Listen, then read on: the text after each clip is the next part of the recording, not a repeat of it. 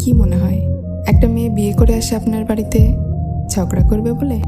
না মানে তার নিজের বাড়ি, মা বাবা, প্রিয় কোলবালিশটা ছেড়ে আসে শুধু আপনার সংসার ভেঙে দেবে বলে?